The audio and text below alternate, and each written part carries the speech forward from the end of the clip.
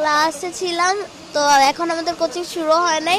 যারা হচ্ছে এমটিতে খারাপ রেজাল্ট করছে তাদেরকে মিস সাজেশন দিতেছিল যে এগুলো পড়ো। হঠাৎ করে একটা অনেক জোর বিকট শব্দ হয়েছে, মিস সবাই কান ধরে ফেলছে, মিস অনেক তাড়াতাড়ি করে কান ধরছে।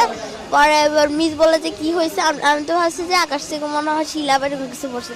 পরে আমরা যখন বের হয়েছি দেখি যে যেখান দিয়ে আমরা সিঁড়ি দিয়ে ক্লাসে উঠি সেই সিঁড়ির জায়গাটা পুরোটা পুড়ে গেছে। আর সিঁড়ির ওই পাশে কিছু 7-8-এর ছেলেরা পড়তো, ওদের ইয়েটা পুরো পুড়ে গেছে, সিঁড়ির সাইড পুরো পড়ে গেছে।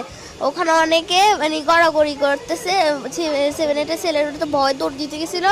আগুনের পরে অনেকে গা লাল হয়ে গেছে, অনেকের খুব জামা কাপড় পুড়ে গেছে, তারা মাটিতে শুয়ে গড়াগড়ি করতেছে। আমাদের লর্ড মিস বলতেছে যে তো আমরা সিঁড়ির দিকে দৌড় দিতে, আমরা ভাবছি যে মিস যেটা বলছে এটাই ঠিক। আমরা সিঁড়ির দিকে দৌড় দিছি, মিস বলছে আগুন নিভে গেছে, ধোঁয়া উঠতেছে।